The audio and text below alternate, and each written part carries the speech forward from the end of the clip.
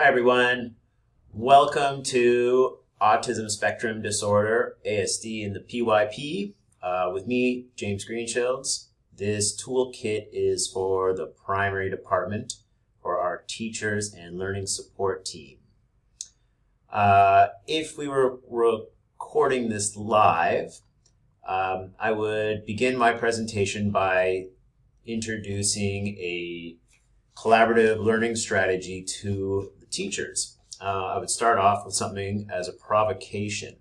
So my provocation for our presentation today looks like this. This collaborative learning strategy would be given to the teachers in a jumble of words, and they would take it to assemble this statement of if you have met one person with ASD, then you have met one person with ASD. Now, with this, the teachers then would read this statement and they would put their own thoughts together about what they think this means. I would ask the teachers to look at this from our usual IB framework. And that includes going through our key concepts. So the key concepts that I would have looked at for this would have been perspective. So the teachers would have to write something about what's either their perspective of this statement or perhaps what they think the perspective of a student with ASD might be. We would also look at connections. Again, do they have a connection to this statement? And finally, function. So what is the function of this statement?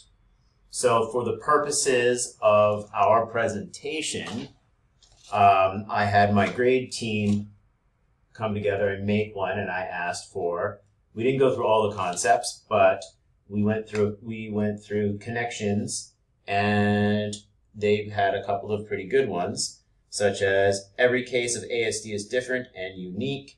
And then again, one of a new teacher at our school, she said, I have no connection to ASD. I have no experience with how to handle students. She meant obviously students with ASD. So I thought they did a pretty good job, and this is a great way to get teachers or parents thinking about this topic.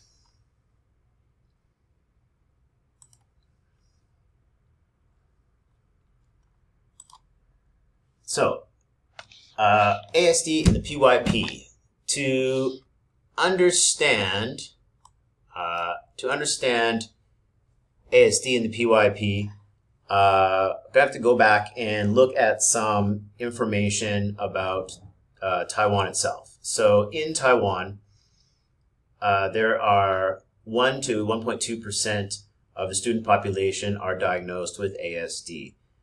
That's 16,800 students.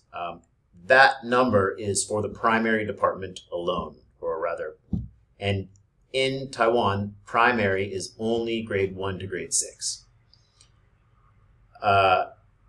If I apply that same statistic to my school, that means that we have only 6 students with ASD in our primary department.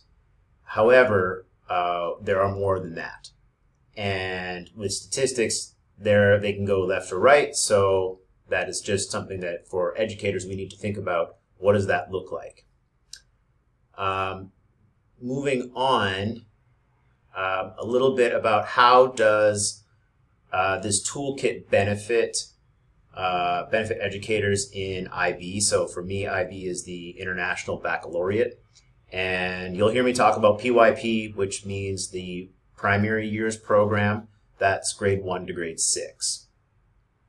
So for us, this kind of knowledge of ASD strengthens inclusive educational practices, and it helps to foster environments for our students to help them feel accepted and supported. When our educators can understand ASD, they themselves can feel better at meeting the needs of the learners, and to promote empathy and enhance peer collaboration within the classrooms. So when we have the understanding like this, it goes beyond just being aware of what ASD is and how it represents in our classroom, how it presents itself in our classrooms. When we have an understanding, it cultivates strategies, it cultivates proactive approaches, and it helps to embrace and create a much more compassionate community within our classrooms and, of course, with the larger culture of our school. You'll notice that I have two books here. These two books I have in my classroom. I have links to the books as well, right here and here. And I use these books at the beginning of the year to introduce ASD to my students. These books are excellent because they are representative of our statement that if you have met one person with ASD, then you have met one person with ASD. One book shows a student who's very introverted, and another book who shows a child who is very extroverted.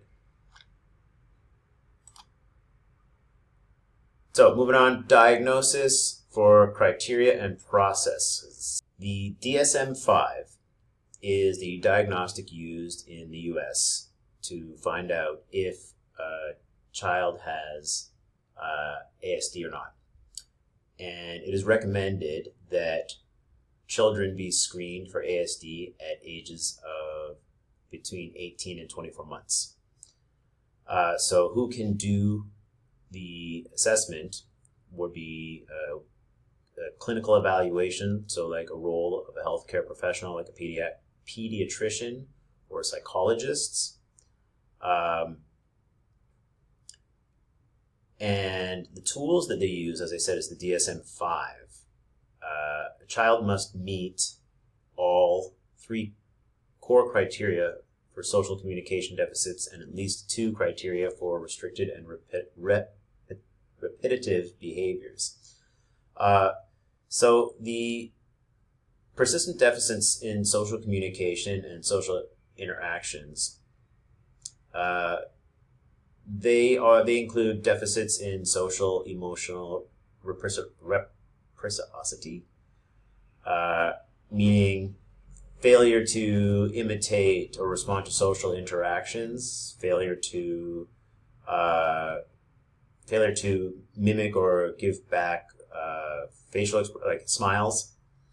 There's deficits in nonverbal communication behaviors that is used for social interactions. So poor eye contact or lack of eye contact, lack of facial expressions or body language, deficits in developing, maintaining, and understanding relationships, difficulty in adjusting to behavior to suit different social contexts, or lack of interest in their peers.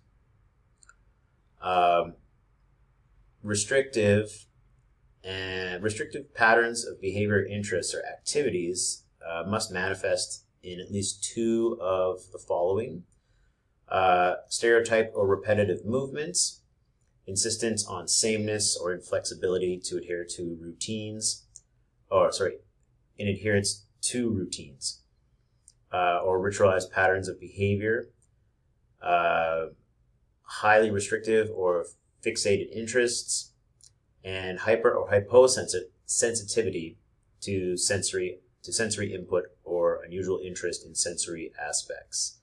So, like the US, who uses the DSM-5, Taiwan uses the ADIR, which, from my understanding, is based on the DSM-5. And the children, when they're being screened, they have the same criteria. It's just a different diagnostic tool. At the bottom here, I have legal responsibilities for schools regarding ASD support and accommodations. this tab or this hyperlink opens up to the Taiwanese document that states who is responsible for once a child is diagnosed in Taiwan, what are the next steps and what are the legal responsibilities for the schools for providing students with support. What kind of accommodations do they get, and how is it, basically who covers the cost of all that. And what I've found out is that for public school and private school, that is both paid for by the government.